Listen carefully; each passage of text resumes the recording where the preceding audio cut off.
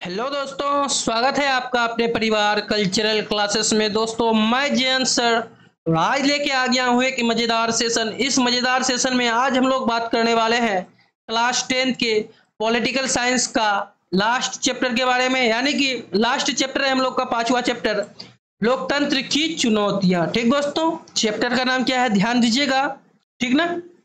और आज हम लोग इस चैप्टर का वस्तुनिष्ठ प्रश्न को देखने वाले हैं, ठीक। यानी कि वस्तुनिष्ठ प्रश्न को आज हम लोग पढ़ने वाले हैं, शानदार तरीके से बनाने वाले हैं, जो कि आपके एग्जाम के लिए बहुत ही ज्यादा महत्वपूर्ण है। ठीक दोस्तों, चलिए समझ गए यहाँ तक।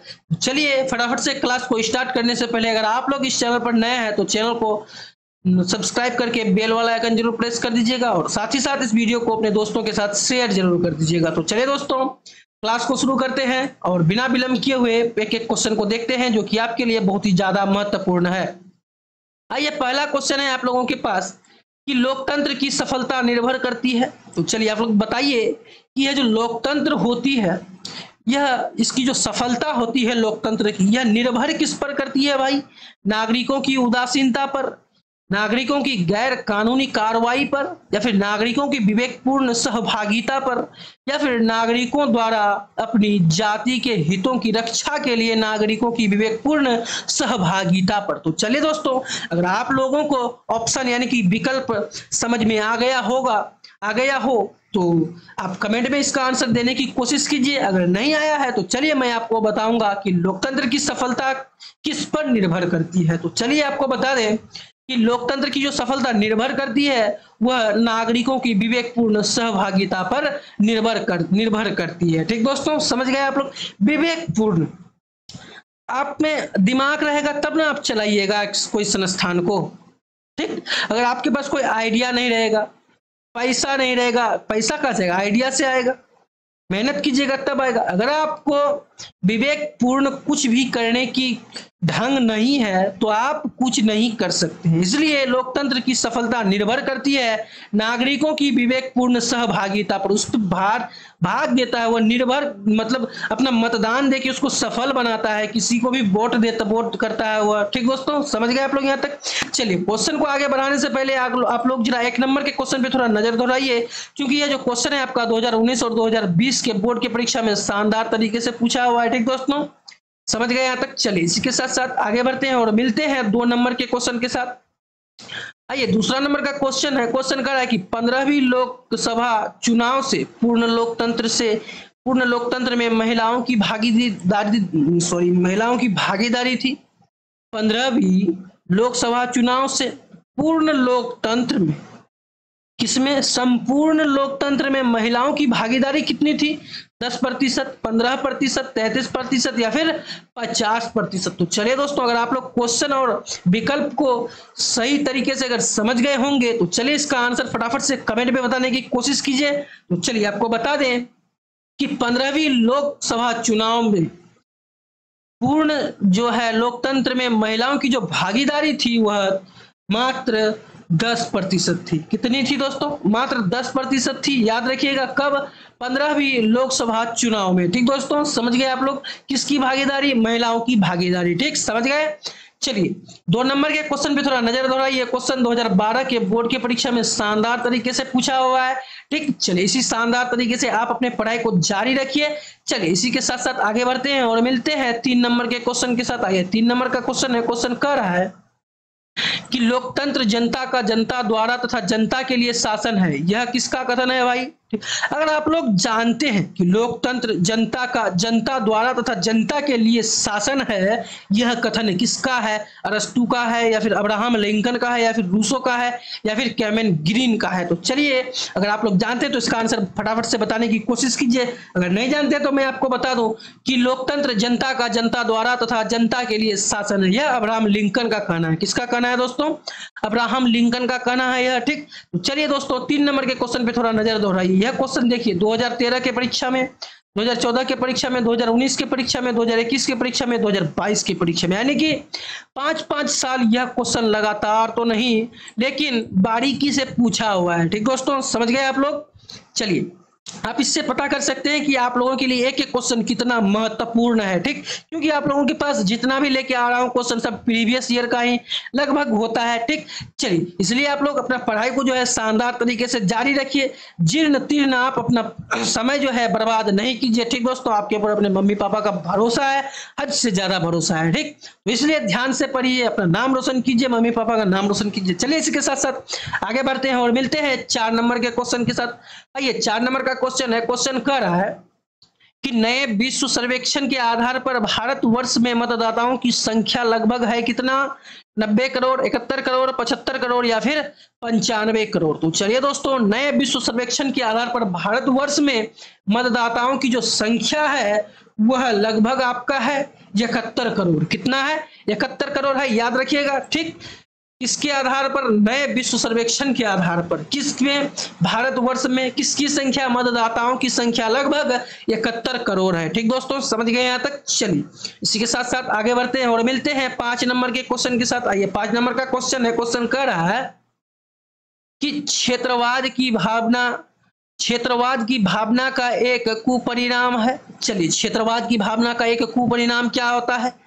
अपने क्षेत्र से लगाव, या फिर राष्ट्रहित, या फिर राष्ट्रीय एकता, या फिर अलगाववाद, या फिर अलगाववाद। तो चलिए, अगर आप लोग जानते हैं कि राष्ट्रवाद की भावना का एक कुपरिणाम होता है तो आप फटाफट से बताने की कोशिश कीजिए कि क्षेत्रवाद की भावना का कुपरिणाम क्या होता है। तो दोस्तों, आपको बता दें, क्षेत्रवाद का जो भावना का कुपरिणाम होता है वह अलगाववाद होता है। आप जैसे ही दूर गए, समझ लीजिए आप और कुछ नहीं रहे इस दुनिया में। समझ रहे हैं? एक कहावत है कि अकेला चना भार नहीं फोड़ता, एक आदमी कुछ नहीं कर सकता। क्षेत्रवाद की भावना का कुपरिणाम यही होता है कि अगर आप एक क्षेत्र से दूसरे क्षेत्र अलग हो गए, खंडित कर दिया गया आपको, तो आप समझ लीजिए कि आपका मोल कुछ नहीं रहेगा, ठीक दोस्तों, समझ गए आप लोग। चलिए, इसी के साथ साथ आगे बढ़ते हैं और देखते हैं 6 नंबर का क्वेश्चन। चलिए, 6 नंबर का क्वेश्चन देखने से पहले एक बार 5 नंबर के क्वेश्चन पे थोड़ा नजर दौड़ाइए। क्वेश्चन 2020 के बोर्ड के परीक्षा में शानदार तरीके से पूछा हुआ है, ठीक। चलिए, इसी के साथ साथ आगे बढ़ते हैं और देखते हैं अगला क्वेश्चन क्या है हम लोगों के पास। आइए, क्वेश्चन है 6 नंबर का। क्या कर रहा है क्वेश्चन भाई? क्वेश्चन कर रहा है कि लोकतंत्र के मार्ग की सबसे बड़ी बाधा क्या है? लोकतंत्र के मार्ग की सबसे बड़ी बाधा क्या है दोस्तों? लोकतंत्र में आस्था, या फिर अशिक्षा, या फिर सामाजिक समानता, या फिर राजनीतिक जागृति। तो चलिए, आपको बता दें कि लोकतंत्र के मार्ग की सबसे बड़ी बाधा जो होता है वह अशिक्षा होता है, ठीक। अगर आप एजुकेटेड नहीं है, अगर आपके पास मेरिट नहीं है, आपके पास शिक्षा नहीं है, तो आप किसी भी क्षेत्र में उन्नति नहीं कर सकते हैं। आपका नॉलेज होना बहुत ही ज्यादा मायने रखता है, मेरिट होना बहुत ही ज्यादा मायने रखता है, ठीक दोस्तों। इसलिए जितना हो सके उतना शिक्षा प्राप्त करें आप लोग, जितना हो सके उतना पढ़िए, दिन रात पढ़िए, पढ़ते रहिए, एकदम पढ़ते रहिए, ठीक दोस्तों, समझ गए 6 नंबर का क्वेश्चन। चलिए, 6 नंबर के क्वेश्चन पे थोड़ा नजर दोहराइए आप लोग, क्योंकि यह जो क्वेश्चन है 2021 के बोर्ड के परीक्षा में शानदार तरीके से पूछा हुआ है, ठीक। चलिए, इसी शानदार तरीके से आगे बढ़ते हैं और मिलते हैं 7 नंबर के क्वेश्चन के साथ। आइए, 7 नंबर का क्वेश्चन है। क्वेश्चन कर रहा है, आइए भाई, क्या कर रहा है क्वेश्चन कि दुनिया के कितने हिस्से में अभी भी लोकतंत्र शासन व्यवस्था नहीं है? तो दोस्तों, आपको बता दें कि दुनिया में 1/4 हिस्से में जो है अभी तक भी लोकतांत्रिक शासन व्यवस्था नहीं है, ठीक दोस्तों, समझ गए 7 नंबर का क्वेश्चन। चलिए, इसी के साथ साथ आगे बढ़ते हैं और मिलते हैं 8 नंबर के क्वेश्चन के साथ। आइए, 8 नंबर का क्वेश्चन है। क्वेश्चन कर रहा है 8 नंबर का कि भारतीय लोकतंत्र के कितने अंग हैं? 1, 3, 4, 5। तो चलिए, आपको बता दें, भारतीय लोकतंत्र के जो अंग होते हैं वह 3 अंग होते हैं। यह क्वेश्चन हम लोग पिछले क्लास से ही, पिछले चैप्टर से ही हम लोग करते हुए आ रहे हैं, इसलिए आप लोग ध्यान दीजिएगा कहाँ किस जगह आपको कौन सा क्वेश्चन पूछ देगा, आप लोगों को तो अभी पता भी नहीं, इसलिए एक एक क्वेश्चन को याद करते चलिएगा, ध्यान देते चलिएगा, जो कि आपके लिए बहुत ही ज्यादा महत्वपूर्ण है, ठीक दोस्तों, समझ गए यहाँ तक। चलिए, इसी के साथ साथ आगे बढ़ते हैं और देखते हैं 9 नंबर का क्वेश्चन क्या करना चाह रहा है। आइए, 9 नंबर का क्वेश्चन है। क्वेश्चन करा है कि निम्नलिखित में कौन लोकतांत्रिक अंग है? ब्रिटेन, भारत, अमेरिका, या फिर इनमें सभी? तो चलिए, आपको बता दें कि लोकतांत्रिक जो अंग है इनमें से वह ब्रिटेन है। कौन है दोस्तों? ब्रिटेन है लोकतांत्रिक अंग। ठीक दोस्तों, समझ गए आप लोग। चलिए इसी के साथ साथ आगे बढ़ते हैं और देखते हैं 10 नंबर का क्वेश्चन क्या है हम लोगों के पास। आइए 10 नंबर का क्वेश्चन है। क्वेश्चन कह रहा है कि भारत में सर्वोच्च न्यायालय के मुख्य न्यायाधीश की नियुक्ति कौन करता है भाई? भारत में जो सर्वोच्च न्यायालय है उसमें मुख्य न्यायाधीश की नियुक्ति कौन करता है? प्रधानमंत्री, राष्ट्रपति, सांसद या फिर उपराष्ट्रपति? तो चलिए आपको बता दें कि सर्वोच्च न्यायालय के मुख्य न्यायाधीश का जो नियुक्ति करता है उसको जो चुनता है वह सांसद चुनता है। कौन चुनता है दोस्तों? सांसद चुनता है। ठीक, समझ गए। चलिए क्वेश्चन को आगे बढ़ाने से पहले क्वेश्चन नंबर 10 पर आप लोग थोड़ा नजर दौड़ाइए, क्योंकि ये जो क्वेश्चन है आपका 2014 के बोर्ड की परीक्षा में शानदार तरीके से पूछा हुआ है। चलिए जिस शानदार तरीके से यह क्वेश्चन पूछा हुआ है उसी शानदार तरीके से आगे बढ़ते हैं और देखते हैं 11 नंबर का क्वेश्चन क्या है हम लोगों के पास। आइए 11 नंबर का क्वेश्चन है। क्वेश्चन कर रहा है कि भारत में किस तरह के लोकतंत्र की व्यवस्था की गई है? प्रत्यक्ष, अप्रत्यक्ष, प्रत्यक्ष एवं अप्रत्यक्ष या फिर इनमें से कोई नहीं? तो चलिए आपको बता दें कि भारत में लोकतांत्रिक जो व्यवस्था की गई है वह अप्रत्यक्ष की गई है। ठीक दोस्तों, समझ गए आप लोग। चलिए क्वेश्चन पे थोड़ा नजर दौड़ाइए 11 नंबर का, कि क्वेश्चन जो है आपका 2014 और 2018 के बोर्ड की परीक्षा में पूछा हुआ है शानदार तरीके से। चलिए इसी के साथ साथ आगे बढ़ते हैं और देखते हैं 12 नंबर का क्वेश्चन, जो कि आपके लिए बहुत ही ज्यादा महत्वपूर्ण है। ये 12 नंबर का क्वेश्चन है। क्वेश्चन का है कि इनमें से कौन सी राज्य की विशेषता नहीं है? इनमें से कौन सी राज्य की विशेषता नहीं है? जनसंख्या, सरकार, संप्रभुता या फिर इनमें से कोई नहीं? तो चलिए आपको बता दें कौन सी राज्य की विशेषता नहीं है, तो इनमें से कोई नहीं। ठीक, यानी कि इनमें से कोई नहीं राज्य की विशेषता नहीं है। ठीक, यानी कि राज्य की जो विशेषता है जनसंख्या, यह भी राज्य की विशेषता होती है, सरकार यह भी विशेषता होती है, संप्रभुता यह भी विशेषता होती है। ठीक दोस्तों, यानी कि इसका जो आंसर हो जाएगा घ नंबर हो जाएगा, इनमें से कोई नहीं। ठीक दोस्तों, समझ गए यहाँ तक। चलिए इसी के साथ साथ 13 नंबर का क्वेश्चन को देखते हैं।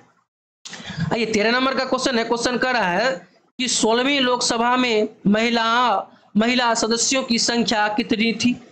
लोकसभा में महिला सदस्यों की संख्या कितनी थी 16वीं लोकसभा में? 61, 63, 65 या फिर 67? तो चलिए दोस्तों आपको बता दें जो सीट थी वह कितनी थी, महिला सदस्यों की संख्या कितनी थी? तो 61 थी। कितनी थी? 61 थी। ठीक दोस्तों, कौन सा लोकसभा में? 16वीं लोकसभा में। ठीक दोस्तों, किसकी संख्या?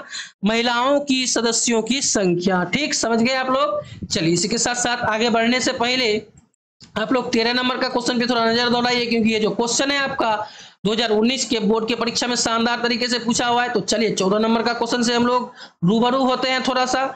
14 नंबर का क्वेश्चन है। क्वेश्चन कर रहा है कि 16वीं लोकसभा का चुनाव किस वर्ष हुआ था?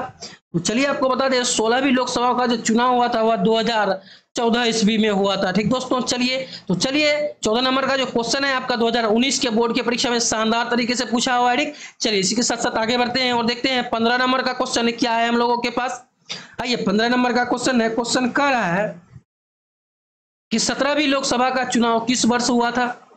तो दोस्तों 17वीं लोकसभा का जो चुनाव हुआ था वह 2019 में हुआ था। कब हुआ था? 2019 के ईस्वी में हुआ था 17वीं लोकसभा का चुनाव। ठीक दोस्तों, समझ गए आप लोग यहाँ तक। चलिए इसी के साथ साथ आगे बढ़ते हैं और देखते हैं 16 नंबर का क्वेश्चन क्या है हम लोगों के पास। आइए 16 नंबर का क्वेश्चन है। क्वेश्चन कर रहा है कि 15वीं लोकसभा में महिलाओं की कितनी भागीदारी थी? 8.6% या फिर 12.20% या फिर 13% या फिर 24%? तो चलिए दोस्तों 15वीं लोकसभा में महिलाओं की कितनी भागीदारी थी? तो आपको बता दें कि 10.86% भागीदारी थी महिलाओं की 15वीं लोकसभा में। ठीक दोस्तों, समझ गए आप लोग यहाँ तक। चलिए क्वेश्चन को आगे बढ़ाने से पहले 16 नंबर का क्वेश्चन पे थोड़ा नजर दौड़ाइए, क्योंकि ये जो क्वेश्चन है आपका 2020 के बोर्ड की परीक्षा में शानदार तरीके से पूछा हुआ है। चलिए इसी के साथ साथ आगे बढ़ते हैं और देखते हैं 17 नंबर का क्वेश्चन क्या है हम लोगों के पास। आइए 17 नंबर का क्वेश्चन है। क्वेश्चन कह रहा है कि सरकार का कौन सा प्रकार सबसे अच्छा माना जाता है? राजतंत्र, लोकतंत्र या फिर अधिनायकवाद या फिर इनमें से कोई नहीं? तो चलिए दोस्तों आपको बता दें कि सरकार का जो सबसे अच्छा प्रकार माना जाता है वह लोकतंत्र माना जाता है। क्या माना जाता है? लोकतंत्र माना जाता है। ठीक दोस्तों, चलिए 17 नंबर का 17 नंबर के क्वेश्चन पे थोड़ा नजर दौड़ाइए, क्योंकि 17 नंबर का जो क्वेश्चन है आपका 2021 के बोर्ड के परीक्षा में शानदार तरीके से पूछा गया है। चलिए इसी के साथ साथ आगे बढ़ते हैं और देखते हैं 18 नंबर का क्वेश्चन क्या है हम लोगों के पास। आइए 18 नंबर का क्वेश्चन है, क्वेश्चन कर रहा है कि लोकतंत्र की सफलता की चुनौती है अफसरशाही या फिर अशिक्षा या फिर जातिवाद या फिर इनमें से सभी। तो चलिए दोस्तों आपको बता दें, लोकतंत्र की सफलता का जो चुनौती है वह अशिक्षा है। ठीक दोस्तों, वह कैसे आपको अभी हम बताएं कि अगर आपके पास शिक्षा नहीं है, मेरिट नहीं है, एजुकेशन नहीं है, तो आप जो है इस दुनिया में कुछ भी नहीं है, चींटी के समान है, आप मसल दिए जाओगे दूसरों के द्वारा। ठीक, इसलिए एजुकेशन बहुत ही पावरफुल है। एक इंग्लिश में कहावत है कि education is the most powerful weapon you can use to change the world. यानी कि एजुकेशन एक ऐसा शास्त्र है जिसका उपयोग करके आप दुनिया को बदल सकते हैं। ठीक दोस्तों, समझ गए आप लोग, इसलिए शिक्षा बहुत ही ज्यादा महत्वपूर्ण है। ठीक, चलिए क्वेश्चन जो है 2018 में 18 नंबर का क्वेश्चन 2022 में बिल्कुल शानदार तरीके से पूछा हुआ है। चलिए इसी के साथ साथ आगे बढ़ते हैं और देखते हैं 19 नंबर का क्वेश्चन, यानी कि आज के इस सेशन का लास्ट क्वेश्चन क्या है हम लोगों के पास। आइए देखते हैं 19 नंबर का क्वेश्चन कर रहा है कि आजादी के समय से ही किस देश में सरकार का लोकतांत्रिक स्वरूप है। आजादी के समय से ही किस देश में, वह कौन देश है जिसमें सरकार का लोकतांत्रिक स्वरूप है? पाकिस्तान, भूटान, नेपाल या फिर भारत। तो चलिए दोस्तों आपको बता दें कि आजादी के समय से ही भारत देश में सरकार का लोकतांत्रिक स्वरूप है। ठीक दोस्तों, समझ गए आप लोग यहाँ तक। तो चलिए अगर आप लोगों को यहाँ तक 1900 के 19 क्वेश्चन में अगर कहीं भी दिक्कत हो उत्तर को प्राप्त करने में, तो टेंशन नहीं लेना है। यहाँ पे बिल्कुल ही शानदार तरीके से 1900 के 19 क्वेश्चन का उत्तर दिया हुआ है। ठीक दोस्तों, समझ गए आप लोग यहाँ तक। तो चलिए यह जो पीडीएफ है आपको नीचे डिस्क्रिप्शन बॉक्स में पीडीएफ मिल जाएगा, जाइए अवश्य से अवश्य पीडीएफ को डिस्क्रिप्शन बॉक्स से डाउनलोड कीजिए और शानदार तरीके से आप अपने पढ़ाई को जो है जारी रखिए। तो चलिए आज के क्लास में हम लोग आज जो है बिल्कुल ही शानदार तरीके से हमारा राजनीतिक शास्त्र जो है समाप्त हो चुका है। ठीक दोस्तों, चलिए आप लोगों को टेंशन नहीं लेना है, बार बार क्लास को देखना है और एक एक क्वेश्चन को ध्यान देना है। हम लोगों ने आज बिल्कुल ही शानदार तरीके से इस चैप्टर को जो समाप्त कर चुके हैं। मैं आशा करूंगा कि आपका जो भी क्वेश्चन इस चैप्टर से पूछा जाएगा, यानी कि इस विषय से पूछा जाएगा, इसी से पूछा जाएगा जो मैं आपको पढ़ा चुका हूं, इससे बाहर नहीं पूछेगा। ठीक दोस्तों, इसलिए शानदार तरीके से अपने पढ़ाई को जो है जारी रखिएगा। ठीक, तो आज के क्लास यानी कि यह जो विषय है हम लोगों का आज दी एंड होता है। किसका? पॉलिटिकल साइंस का, राजनीतिक शास्त्र का। ठीक, तो चलिए आज के क्लास को यहीं पे समाप्त करते हैं, फिर मिलते हैं कल नए उमंग और उत्साह के साथ और एक नए सब्जेक्ट के नए चैप्टर के साथ। तब तक के लिए सभी दोस्तों को राधे राधे।